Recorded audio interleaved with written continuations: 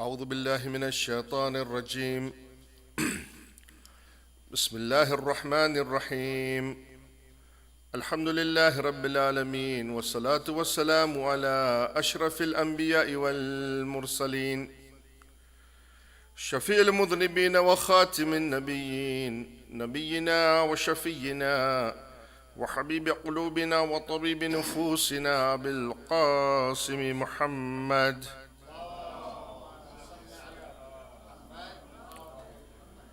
وعلى أهل بيته الطيبين الطاهرين المعصومين المنتجبين. بسم الله الرحمن الرحيم. رب اشرح لي صدري ويسر لي أمري واحلل عقدة من لساني يفقه قولي. اللهم صل على محمد وآل محمد. بسم الله الرحمن الرحيم. فإليك يا رب نصبت وجهي، وإليك يا رب مددت يدي، فبعزتك استجب لي دعائي وبلغني منايا، ولا تقطع من فضلك رجائي، واكفني شر الجن والإنس من أعدائي. يا صريع الرضا اغفر لمن لا يملك إلا الدعاء، فإنك فعال لما تشاء. يا من اسمه دواء وذكره شفاء وطاعته غنى، ارحم من رعس ماله الرجاء وسلاؤه البقاء. يا صابغ النعم، يا دافع النقام، يا نور المستوحشين في الظلم، يا عالما لا يعلم، صل على محمد وآل محمد وافعل بي ما أنت أهله. وصلى الله على رسوله والأئمة الميامين من آله وسلم تسليما كثيرا كثيرا. صلوات على محمد وآل محمد.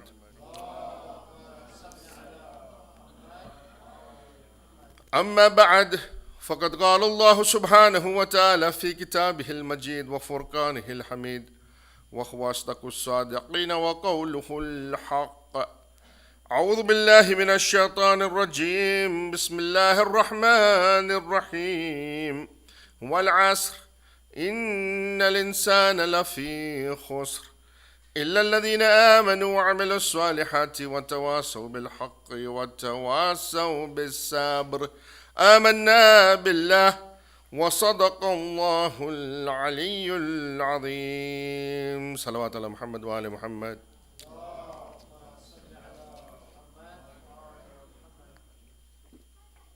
Elders of the community, my brothers and sisters in Islam, Assalamu alaikum jami'an wa rahmatullahi wa barakatuh. أعظم الله أجورنا وأجوركم بمسابنا بأبا عبد الله الحسين عليه الصلاة والسلام.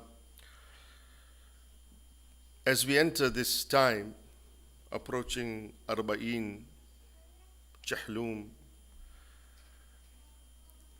we normally assign these last 10 days of Arba'in as Ashray Zainabiya.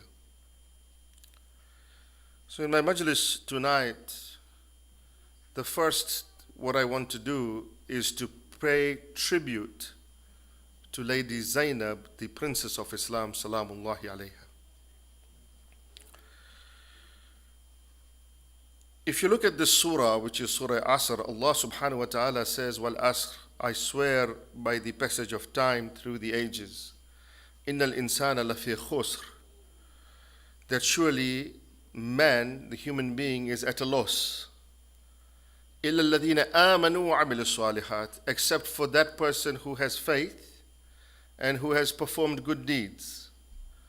But then he says, وَتَوَاصَوْا بِالْحَقِّ وَتَوَاصَوْا بِالصَّبْرِ, and those who enjoin people towards the truth, and those who enjoin people towards sabr, towards patience, towards having patience and having that endurance within themselves.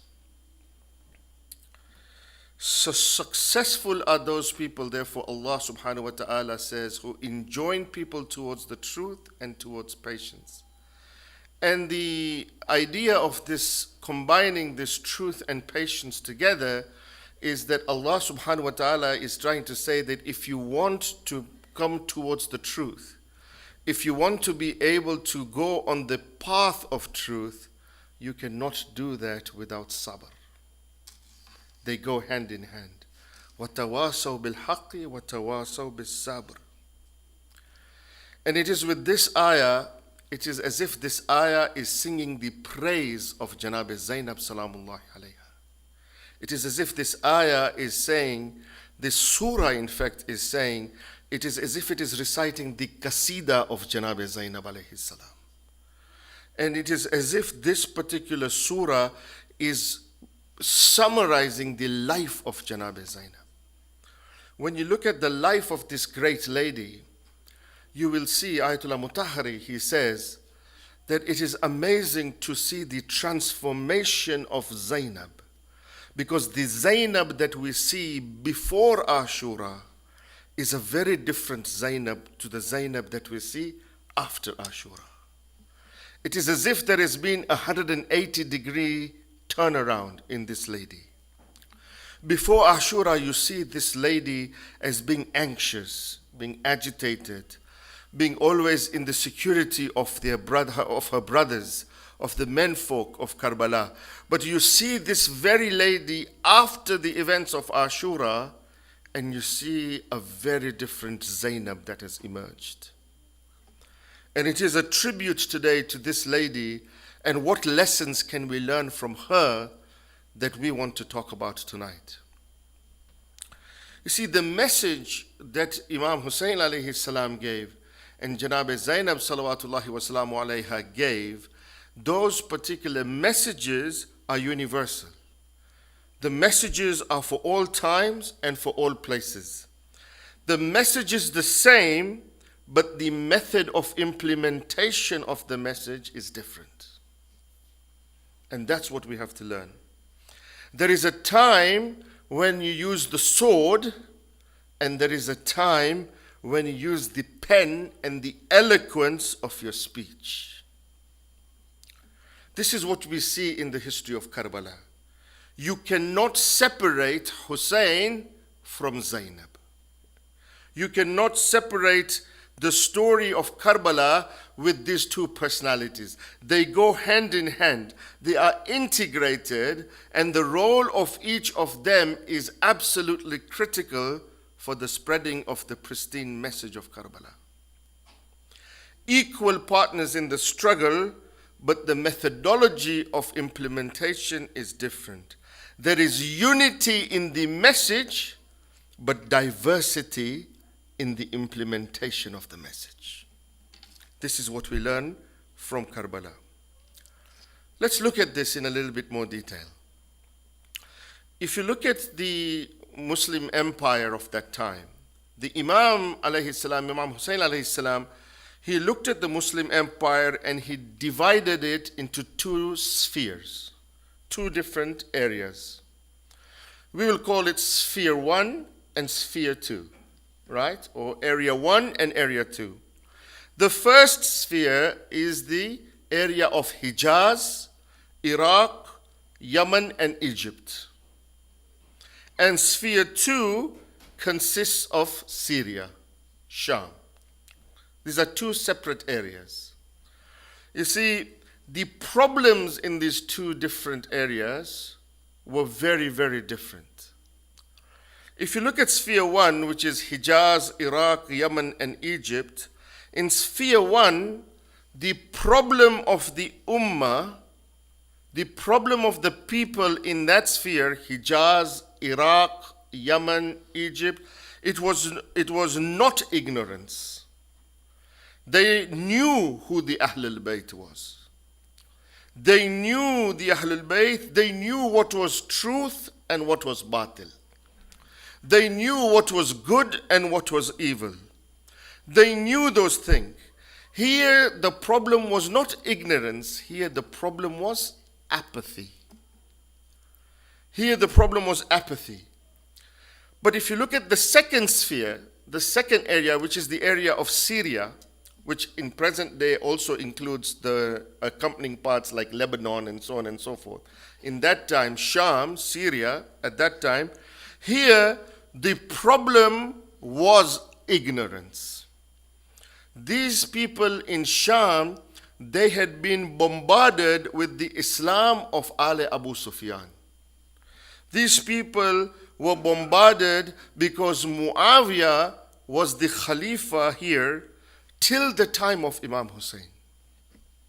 And Muawiyah controlled even the neighboring areas which were formerly made up of Christian provinces. He had complete control of this area, and he had created over years a negative image of the Ahlul Bayt, to the extent that every Friday he had mandated, na'uzu billah, that the Imam who used to lead the prayers of Friday would curse Amirul Mu'mineen alayhi salam from the Jummah khutbah every Friday. He had developed this plan in such a way that for years this was being done, and slowly he had brainwashed the people of Syria. Brainwashed them to such an extent that when the people of Sham heard that Ali ibn Abi Talib alayhi salam was martyred on the 19th of Ramadan in Masjid Kufa, their first question was, what was Ali doing in the masjid? Look at this propaganda that he had developed, Muawiyah. To that extent that people were saying that, what do you mean that Ali ibn Abi Talib was martyred in Masjid Kufa? What was he doing in the masjid? Ali ibn Abi Talib is a kafir, na'uzu billah. He should not have been in the masjid. This was the plan of Muawiyah. So in sphere 1, there is apathy. In Hijaz, which is Makkah and Medina, right? Iraq, in Yemen, in Egypt, the problem was of apathy. But in sphere 2, in Sham, the problem was of ignorance.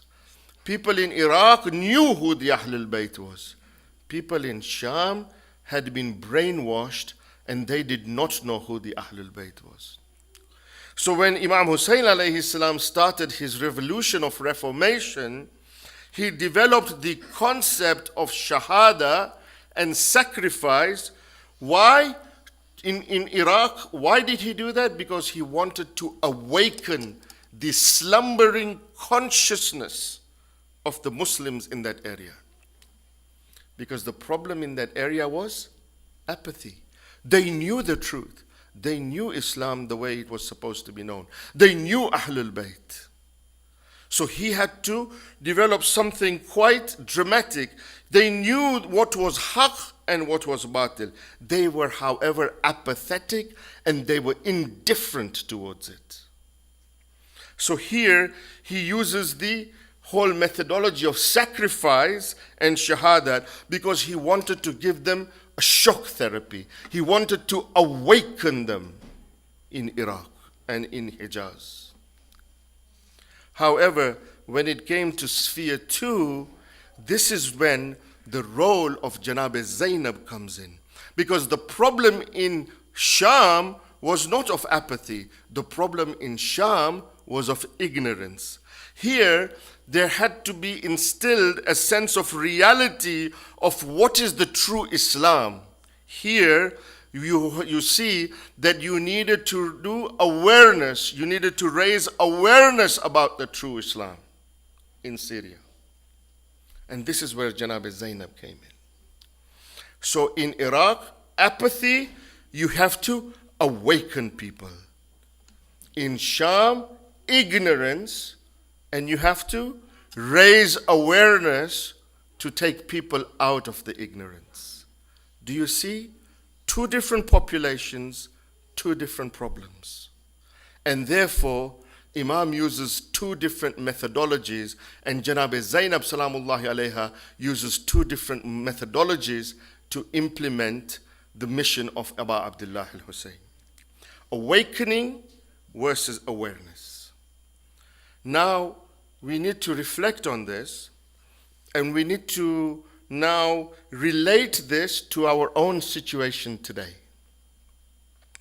You see, we also have to follow the methodology that Imam has outlined. That is indeed the whole point of Muharram, is it not? That we follow the teachings of Aba Abdullah al-Hussein. What we need to do in our own centers, for example, is to awaken the people in our own centers from their rut and the apathy that we have. See, in our own centers, we also have this slumbering consciousness in our own centers. We need to awaken ourselves from the rut and apathy that we have in our own community. See, by and large, we know the truth. Most of us, we know the truth. It's not that we do not know what is haqq and what is batil. We know what is haqq and what is batil. We know what the truth is. We know the Ahlul Bayt. We love the Ahlul Bayt, so we say. But we have gone into this slumbering consciousness. We have gotten into this apathy, a little bit like the Kufians. We have become indifferent. Indifferent in what we have done. What we have done in our own centers is we have ingrained ourselves in cultures and rituals. That's what we've done. You know, we have forgotten the fact that first and foremost, Islam is a religion of humanity.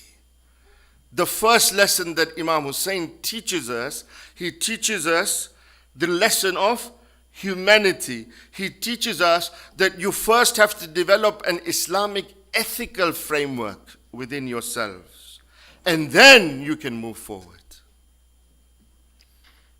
You see, we cannot be the same person when we started this season of Muharram. We cannot think that, no, we'll come here 40 days, man. We're going to cry. We're going to lament. We're going to do matam. We're going to participate in all these different things, all these different rituals. Alhamdulillah, we will cry so much, we'll do matam. We will even take our julus in the blistering cold of this particular city, yeah? And we will drive our cars and we will come in the snow to listen to Aba Abdullah al-Hussein's azan. But then what happens after 40 days? What happens after Arba'in? If after Arba'in we just go back to our lives, just our regular lives, and we are the same person that we were 40 days ago when the first of Muharram came, then wallahi we have not done the azan of Aba Abdullah.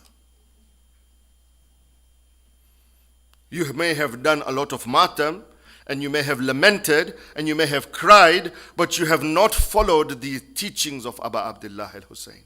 Because the teaching of Aba Abdullah al-Hussein is, as he says to Muhammad Hanafiya, that I have risen for the islah of the ummah of my grandfather. I have risen to reform the ummah of my grandfather. So the first thing is, we need to awaken ourselves from this ritualistic, ingrained culture that we have within ourselves. But when it comes to outside of our centers, we need to use a different methodology. We need to inform those people who do not know about the Ahlul Bayt. We need to tell them what the true Islam is. This is our responsibility. Just like Janab Zainab has done. And we will see how she did it. It is important that when you look outside of your own community, you don't use the same methodologies that you're using inside your centers. We need to use different methodologies where we raise awareness about the true Islam of the Ahlul Bayt. Our Imams, they say to us, there is no need for you to go out there and convert people. There is no need for you to go out there and convert people towards becoming Shias. Imams saying to us that all you have to do is just tell them about us. Just tell them who we are and see how they will be attracted towards us. That is the message of Imams. So what we have to do is we have to use two different methodologies. You know, it's interesting, in the first Ashura when I recited in Los Angeles, I was talking to some of the youth in Los Angeles, and they were telling me about how it is, where in LA, it was in LA where this person, made a movie of the Holy Prophet, in a very derogatory way. And there was such an uproar about it in the Muslim community, and I said to them that, you know what? We should have taken that particular incident as an opportunity for us. It was an opportunity for us to actually present the Islam of the Ahlul Bayt to the people who did not know, to raise awareness. We need to correct those misconceptions about Islam which is rampant out there. But we are, good life. Everything is okay, hunky-dory, I've got my work, I've got my job, my family. It's not my job. I'll just come and, participate in the majlis for a few days and everything's good. Dua Kumail on Thursday, Ziyarat Warisa maybe, Surah Yasin for a marhum, and that's it. And I'm a good person, I've done my job. That's the mentality we have, because we have become like the Kufians. We have gone into a rut where we have ingrained rituals within ourselves. Our community, my friends, is not ignorant. It's not an ignorant community. And what we have done when it comes to Imam Hussein alayhi salam is we have boxed Imam Hussein alayhi salam into our own communities, into our centers. This is where Imam Hussein belongs. We don't want to expose Hussein to the rest of the world. We don't want to expose his message of humanity to the rest of the world. No, Imam Hussein belongs in our centers because we can mourn for him in our centers, and we can do matam for him, and we can lament for him, and we can cry for him. And when we do that, we have missed the message of Aba Abdullah al-Hussein. And we have missed the message of Janab Zainab. And you see this message of Janab Zainab. Janab Zainab uses this whole area of awareness in one area and awakening in another area. She understands the audiences she's talking to, so she uses different methodologies in order to approach those audiences. Look at how superb this lady of light is.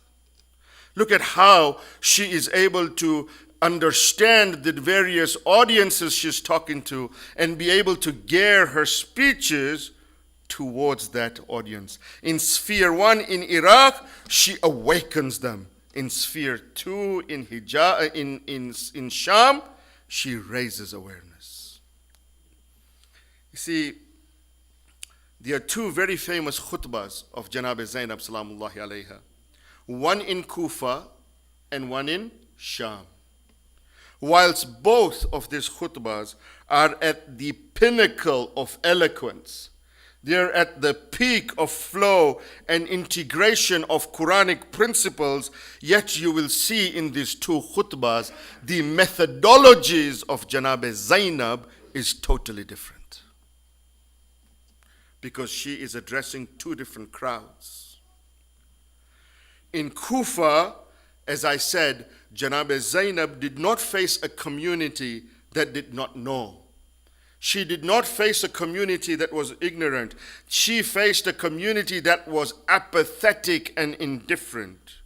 They knew who the Ahlul Bayt was. They had lived under the leadership and khilafat of Ali ibn Abi Talib. They knew who Hassan was. They knew who Hussein was. They knew the truth.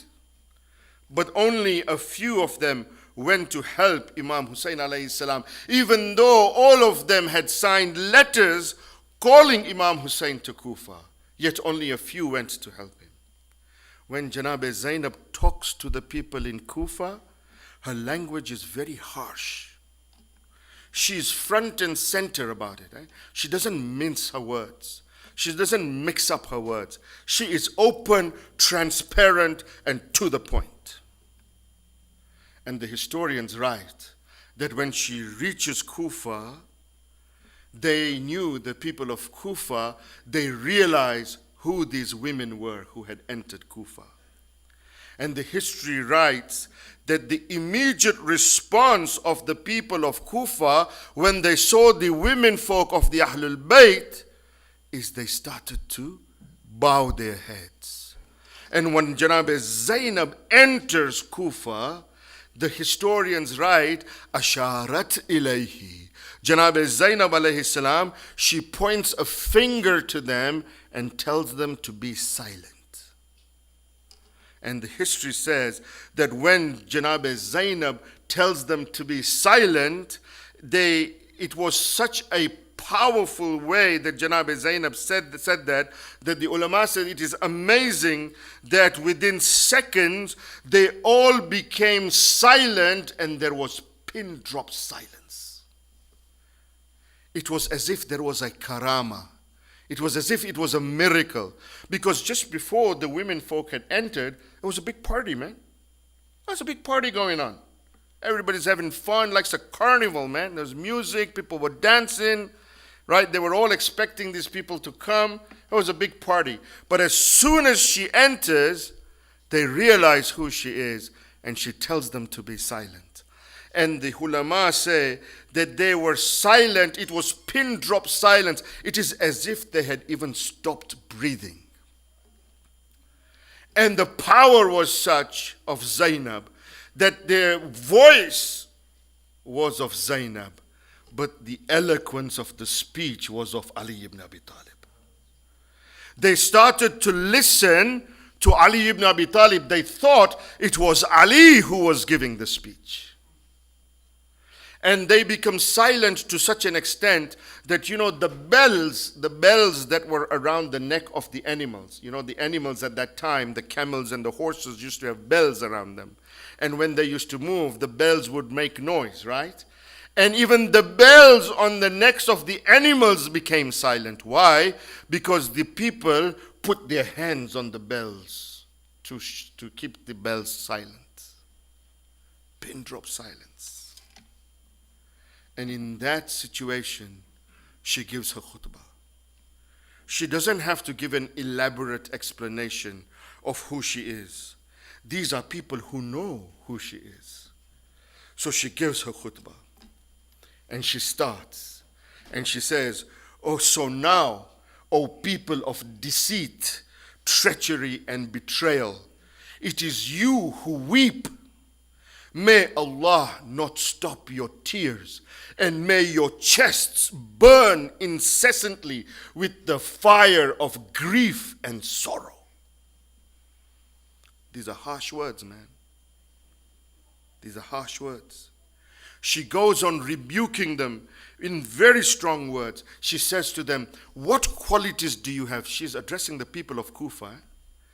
She's saying, "What qualities do you have? You swear such false oaths which bear no truthfulness at all. Beware that you have nothing except vain talk. You have nothing except false pride, mischief, malice, evil, rancor, and falsehood. You are all words and no action." And then she says, "You left your imams alone. You left your imams alone because you were taken away by your egos. You were so ingrained in this dunya that you left your imam alone. You were taken away by your egos. You are all words and no action." And there is a reflection in this for us. Because we have to think ourselves, have we left our imam alone? Allahu Akbar. Reflect. Have we been taken by our egos? These people in Kufa, they used to pray. Did they not? They used to fast. Did they not? They used to read the Quran. Did they not? Of course they did. But Janabe Zainab says to them that you are nothing but false pride. You have been taken away by your egos. You have been sucked up in this world so much that you have become apathetic, indifferent. You left your Imam alone. And we have to figure out whether we have left our Imam alone. By not following the ways and the teachings of our Imam, have we left our Imam alone, just like the Kufians left their Imam alone? That's the reflection. She says, your hearts are full of enmity and rancor. You are like that vegetation that grows on filthy soil. You know what she's saying is, that vegetation, on top it looks green, but underneath that soil is filth and dirt. That's all it is. And she said, you are like those graves where the top of the grave is adorned and decorated with silver, but underneath that grave, that body is rotting and it is going through many, many trials and tribulations. You are like that. Superfluous. Just on the surface, you think you're good. But underneath your foundation, you are nothing. These are harsh words of Janabe Zainab. Janabe Zainab telling them what will happen to them because of their betrayal of the Imam. She says to them, now you are crying aloud and wailing over my brother? Yes, cry. Cry. That's what she says. Because it behooves you to cry. And she says, weep profusely and laugh less. Because you have earned the shame of killing the Imam of your time. It's a khutbah in Kufa. She says that the stain of the blood of the Imam is now on your clothes and you will never be able to remove it. This is what you've done. People started to weep. People started to cry. Look at the methodology of Janabe Zainab. Here, she is reminding them of who they are. Raising awareness, right? People were crying. People were weeping. It is said that people had their fingers in their mouths and they were biting their nails. They were really upset. They were crying. And Janabe Zainab, without appealing to the sentiments of pity, she exposes to them the reality of their selves and the evil deeds that they have performed. This, my friends, is awakening. If you talk to ulama, it doesn't matter what ulama you want to talk to. If you're into irfan, and I know many of the youth want to become urafa, they always come to me, I want to become arif. You show me where. How can I become arif? Doesn't matter what methodology that you take. If you want to become spiritual, the first stage of spirituality is what? Doesn't matter. You pick up any book of irfan, anything. The first stage of spirituality is awakening. Yaqza. Awakening is the first stage of spirituality. First, you have to be able to look into your own nafs. You have to look into your own selves, and you have to be able to assess your own nafs and assess your own soul. And once you are awakened, only then you can go through the journey, boss. You can't go through it before that. And this is what Janabe Zainab is doing to them.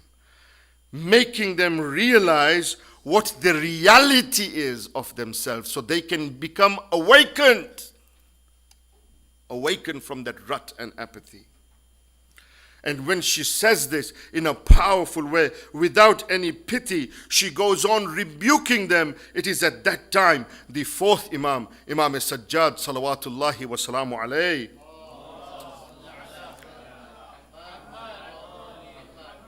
he gets up. This is the fourth Imam, Imam Sajjad. Now when Imam Sajjad, this is an Imam, when he says something, he doesn't just say something just like that. There is depth and meaning in what he says. He gets up and he addresses his aunt Zainab, and he says to his aunt Zainab, "Oh Aunt Zainab, anti bihamdillah alimatun ghayra muallima wa fahamatun ghayra mufahima." Allahu Akbar.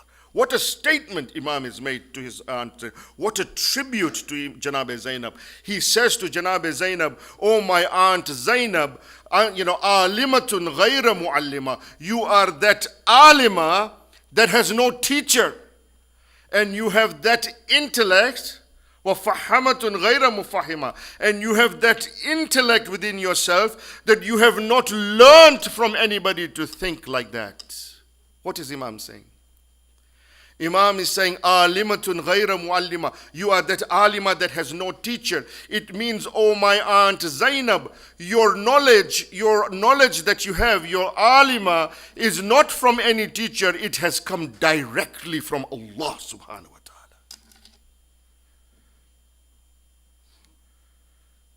ta'ala. Alimatun ghayra muallima. Inspiration, ilham, directly from Allah subhanahu wa ta'ala to Janab Zainab. This is the status of Janab Zainab.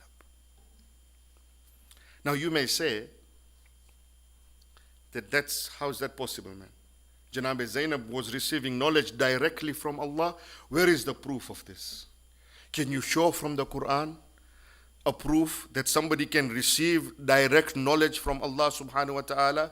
Then the Quran itself says, because it is Imam who is saying, and Imam does not say anything that is not in accordance with the Holy Quran. So the Imam's verses, the Imam's tribute to Janab Zainab is embedded in Quranic because the Quran says, "Wattaqullah wa yu'allimukumullah wallahu bikulli shay'in alim." Allah subhanahu wa ta'ala says that if you acquire piety, if you have taqwa in yourself, if you acquire a certain level of piety, then I will become your teacher. Allah says in the Quran. If you acquire a certain level of piety, Allah is saying, I will become your teacher. I will give you knowledge directly to you. And Imam Zainul Abidin is saying that my aunt has reached that level of taqwa, that now she has alimatun ghayra muallima. She is receiving knowledge directly from Allah subhanahu wa ta'ala. Everyone is silent. People are crying. They are weeping. A sense of realization starts to come to them. What have we done? We left our Imam alone. She awakens them. An old man gets up, and at the end of the khutbah of Janab Zainab, an old man gets up and he's crying, and he starts to utter these words, and he says to Janab Zainab, "Oh Zainab, you are true in what you say. May my mother and my father be sacrificed for you." And then he says that the old amongst your family are the best amongst all the elderly. The youth in your family are the best amongst all the youth, and the women in your family are the best amongst all the women. Look at how she changes Kufa with one speech. Now compare this with her khutbah that she gave in Sham. Remember now, in Sham, she's not dealing with an audience that is apathetic, right? She is dealing with an audience, she's dealing with the people there who are ignorant. Ignorant because they were brainwashed by years of propaganda of Muawiyah, right? They did not know who the Ahlul Bayt was. So here she uses now not the methodology of awakening, but now here she uses the methodology of awareness. So here, she doesn't talk to the people of Sham. She talks here to Yazid directly. Why does she talk to Yazid directly? She talks to Yazid directly because she wants to expose Yazid.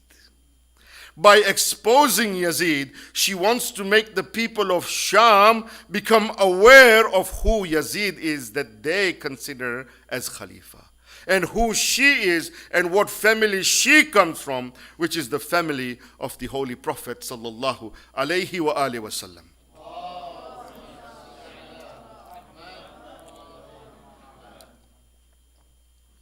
Methodology is different. She starts here to address Yazid directly. Now think of the situation, because it's important that we understand what the situation is. And this is where Mutahari comes, when he talks about this change in Janab Zainab overnight. Different Zainab, he says, there is a different Zainab that you see before Ashura and a different Zainab after the martyrdom of Abu Abdullah.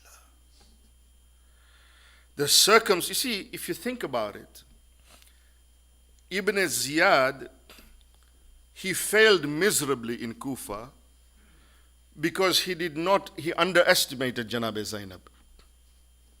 Now, why did he create the same situation in Sham?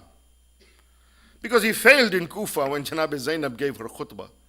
He thought that Janab Zainab is going to give the same khutbah she gave in Kufa, she's going to give in Sham. So he said that this is going to fail because these people don't even know who the Ahlul Bayt is.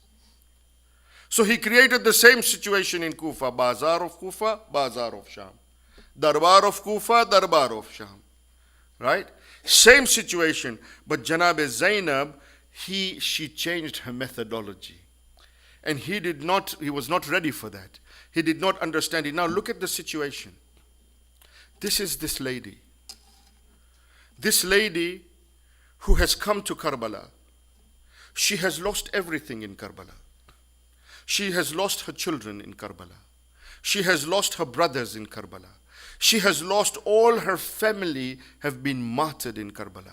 The bodies of those family members have been mutilated in Karbala. The bodies and the heads have been cut off, and they are at the end of the spears, and they have been paraded in Kufa and Sham. She has lost all her family members. She has lost her tents that were put on fire. She has lost her veil. She has been shackled. She has been taken from Kufa to Sham in a state where she has been shackled and her veil is not with her. Look at this lady and think about the courage that this lady has. Yet she stands in the darbar of Yazid, absolutely in control. This is the greatness of Janab Zainab. This is how Janab Zainab has changed. This same lady before Ashura was telling her brother that let's leave from Karbala because I feel agitated in this land. Now she is standing in front of the Khalifa of that time. And it was a grand stage that Yazid had arranged. 3 days he decorated the darbar of Yazid. 3 days. And he invited all the dignitaries to come and see the show. All the dignitaries, in some of the marsiyas or nauhas, you hear, 700 kursi nashin, you will hear that, right? That means 700 of the dignitaries were sitting in comfortable armed chairs, comfortable chairs. 700. Not to mention all the other people who were also standing and wanting to watch what is happening and wanting to watch this show. And she stands up in front of all of those people. And she addresses Yazid now. She doesn't address the people of Sham. She addresses Yazid because she wants to expose Yazid. And how does she address Yazid? How does she address Yazid? She says to Yazid, Yabna tulaka. Allahu Akbar. O you the son of the freed slaves. She reminds people who Yazid is. When she says, Yabnatulaka, O you, the son of the freed slaves, she reminds people that this Yazid's grandfather was that person who my grandfather freed in Sulh Hudaybiyah. Yabnatulaka, a woman in front of all these people, having lost everything, addressing the Khalifa of that time and saying, "Oh, you, the son of freed slaves." She says, "You provide your ladies and slave girls with hijab, whereas the daughters of the messenger of God are held prisoners." And said, "You have insulted them by taking away their covers. You have exposed their faces to the enemies from one city to another. Everyone, irrespective of their high or their low status, stares at their faces. The ladies do not have their menfolk, their gents, to protect them even. Is this justice, O you, the son of the freed slaves?" And then she goes on and reminds the audience of the origins of Yazid. She reminds people of who Yazid is. She tells Yazid, "You are that person that your grandmother Hind was the wife of Abu Sufyan. She says, your grandmother Hind had ordered her slave after the battle of Uhud to cut open the chest of Hamza, the Prophet's uncle, and chewed upon the liver of Hamza to quench her anger for the death of her son, her father, and her brother who were killed in Badr." That's who you are. And who am I? I am the granddaughter of the Holy Prophet. I am the daughter of Fatima al-Zahra. I am the daughter of Amirul Mu'mineen. That's who I am. This is who you are. Exposing Yazid and the reality of Yazid. You know, there was a Christian ambassador who was one of the dignitaries who had been invited by Yazid. There was a Christian ambassador who was sitting there, and he turns to Yazid and he says to Yazid, he says, "The head that is in front of you, the head here that is in front of you," he says, "Is this really the head of the grandson of your prophet?" And Yazid says, "Yes, it is." And he says to Yazid, he says, "Yazid, I don't understand you. I don't know what you're about, man." He says, "I don't understand you."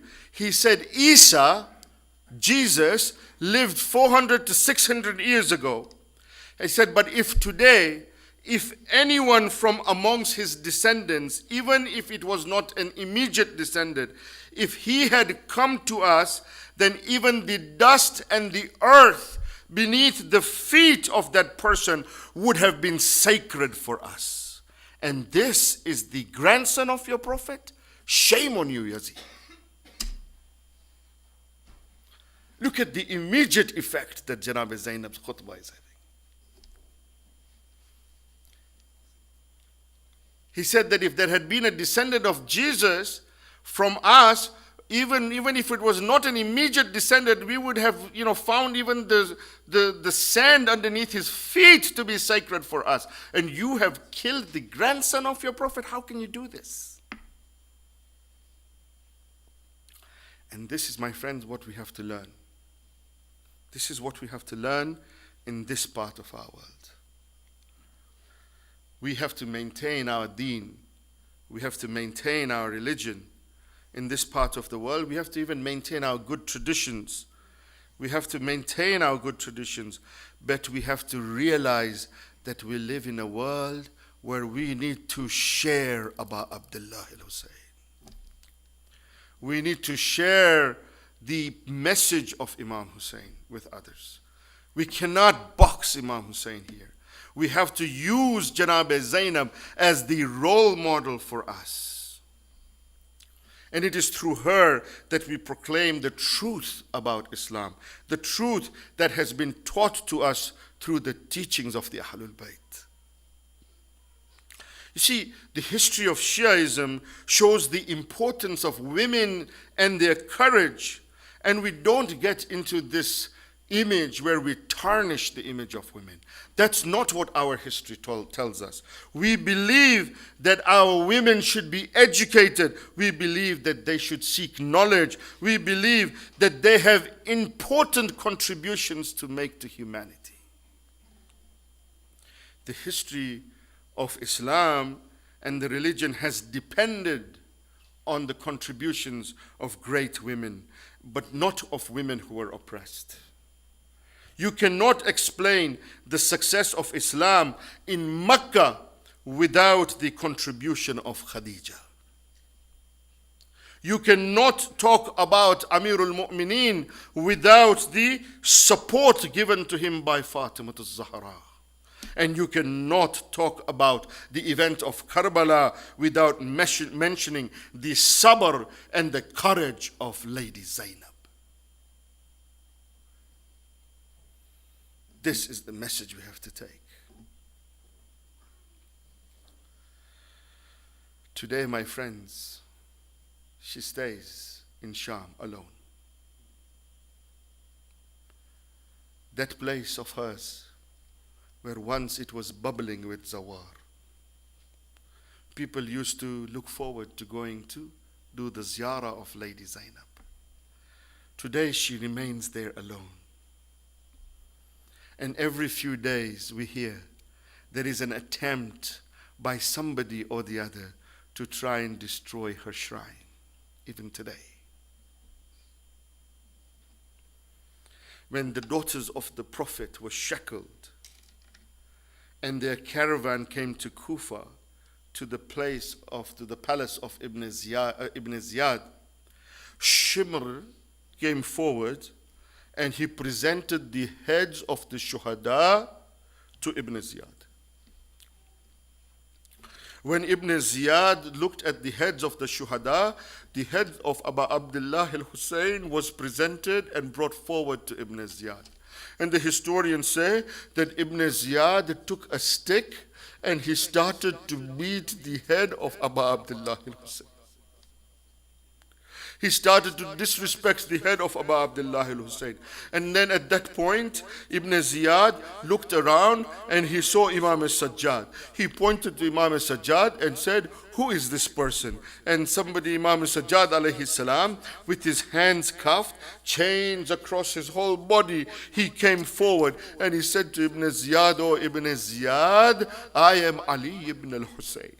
I am Ali ibn al-Hussein." Ibn Ziyad said to Imam al-Sajjad, "Ali ibn al-Hussein, I am told, was killed in Karbala." Imam alayhi salam replied to Ibn Ziyad and said, "Oh Ibn Ziyad, that was my brother Ali ibn al-Hussein. But I am alive and I am here with you in Kufa." Ibn Ziyad, when he heard this, he gave the order that Imam al-Sajjad should be beheaded right there and then. When Janab Zainab heard that order, she came forward and put herself in front of Imam al-Sajjad, and she said to Ibn Ziyad, "Oh Ibn Marjana," she said, "nobody dare touch my nephew Sajjad, for if you want to kill my nephew Sajjad, you will have to kill Zainab first."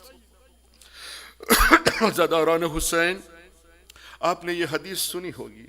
ये हदीस जब आपने बहुत दफ़ा ये हदीस सुनी होगी कि मदीने में जब कोई इमाम से पूछता था कि आपको सबसे ज़्यादा तकलीफ़ कहाँ हुई, आपको सबसे ज़्यादा तकलीफ़ कहाँ हुई, तो इमाम सज्जाद कहते थे कि अश्शाम अश्शाम अश्शाम. अरबाब बज़म, इमाम ने 3 दफ़ा कहा अश्शाम अश्शाम अश्शाम. देखो ये इमाम के लफ्ज़ है. इमाम को चाहिए یہ تھا کہ وہ ایک مرتبہ کہہ دیتے الشام، 3 مرتبہ امام نے الشام کیوں کہا؟ جب علماء نے یہ حدیث کی تفسیر کی ہے تو علماء لکھتے ہیں کہ پہلی مرتبہ الشام سے مراد بازار شام ہے، وہ بازار شام جہاں امام کہتے ہیں کہ جب اہل حرم بازار شام سے گزر رہے تھے تو وہاں لوگ اہل حرم پہ پتھر کی برسات ہوتی تھی، پتھر پھینکتے تھے۔ امام سجاد کہتے تھے کہ یہ وہ بازار تھا کہ جس بازار میں ان لعینوں نے میرے گھلے میں رسی باندھی تھی اور مجھے بازار شام میں گھسیٹ کے لے جایا گیا جیسے کوئی جانور کو ذبح کرنے کے لیے لے جاتے ہیں۔ عزادارو، دوسری مرتبہ الشام سے مراد دربار یزید ہے۔ امام سجاد کہتے ہیں کہ یہ وہ دربار ہے کہ اہل حرم یزید کے سامنے کھڑی تھی، میری بیبیاں سب یزید کے سامنے کھڑی ہوئی تھی اور یزید پوچھتا تھا کہ یہ کون ہے اور یہ کون ہے، بے مخنہ چادر۔ کوئی کہتا تھا کہ ہاذہ زینب و ہاذہ ام کلثوم، یہ زینب ہے، یہ ام کلثوم ہے۔ عزادارو، اور تیسری مرتبہ الشام سے مراد زندان شام ہے۔ یہ وہ زندان تھا جو امام سجاد کہتے تھے کہ اس زندان میں چھت نہیں تھی، رات کو بچے سردی کی وجہ سے تڑپتے تھے، دن میں بچے گرمی کی وجہ سے تڑپتے تھے۔ امام سجاد کہتے تھے کہ یہ وہ زندان تھا جہاں میری بہن 4 سال کی میری بہن رقیہ، اسی زندان میں اس کا انتقال ہو گیا۔ حسین کی بیٹی کا انتقال یہی زندان شام میں ہو گیا۔ اور امام سجاد کہتے ہیں کہ یہ وہ زندان ہے کہ میں نے دیکھا، ایک مرتبہ میں نے دیکھا کہ میری پھوپھی نماز پڑھ رہی ہے، لیکن میں نے دیکھا کہ میری پھوپھی بیٹھ کے نماز پڑھ رہی ہے۔ جناب امام سجاد ایک مرتبہ جناب زینب کے پاس آتے ہیں، کہتے ہیں پھوپھی اماں، میں نے آپ کو کبھی بیٹھے ہوئے نماز پڑھ کے نہیں دیکھا ہے، میں نے کبھی یہ منظر نہیں دیکھا کہ زینب بیٹھ کے نماز پڑھ رہی ہو۔ جناب زینب نے ہاتھ جوڑ کے امام سجاد کو کہا، بیٹا سجاد، یہ لوگ جب کھانا لاتے ہیں تو اتنا کم کھانا آتا ہے کہ میرے حصے کا جو کھانا ہوتا ہے میں بچوں میں تقسیم کر دیتی ہوں۔ اب زینب اتنی کمزور ہو گئی ہے، کھانا اتنا کم آتا ہے، اب زینب کے پاس طاقت نہیں ہے اور زینب اب بیٹھ کے زندان شام میں نماز پڑھ رہی ہے۔ وَسَيَعْلَمُ الَّذِينَ ظَلَمُوا أَيَّ مُنقَلِبٍ يَنقَلِبُونَ إِنَّا لِلَّهِ وَإِنَّا إِلَيْهِ رَاجِعُونَ۔ We take this opportunity to pray to Allah subhanahu wa ta'ala with the wasila of Janab Zainab salamullahi alayha, that, oh Allah, the mu'mineen who have come here and participated in the azaa of Imam Hussein alayhi salam, oh Allah, we ask you with the wasila of this great lady and the wasila of Abu Abdullah al-Hussein, that please accept their all their desires and their legitimate desires, inshallah. We ask you, Allah subhanahu wa ta'ala, that there is anybody in this community who is sick, who is unhealthy, or who has problems, whether they are problems in their jobs, whether they are problems with their families, whether they are problems related to their children. Oh Allah, we ask you in these last days of the azaa of Imam Hussein alayhi salam and with the wasila of Shuhada Karbala, that relieve the mu'mineen of all their problems. We ask you, Allah subhanahu wa ta'ala, there may be people in this community who are not married and who are looking for people to get married to. Oh Allah, make it easy so that they find people who are the followers Ahlul Bayt that they can get married to. There may be people in this community who want to bear children and who have been unable to bear children. We ask you, Allah, with the wasila of Janab Ruqayya alayhi salam, to allow these people to be able to bear children and bear those type of children who are able to follow the Ahlul Bayt, inshallah. We ask you, Allah subhanahu wa ta'ala, finally and foremost in our minds is the fact that we are here without the Imam of our time. Our Imam is in our ghaibah. We ask you, Allah subhanahu wa ta'ala, that you hasten the reappearance of our 12th holy Imam, Imam al-Hujjah ala Jalallahu ta'ala farajahu sharif alayhi salatu wassalam. Please recite one salawat and after that Surah Fatiha for the Isal Sawab of the Marhumin.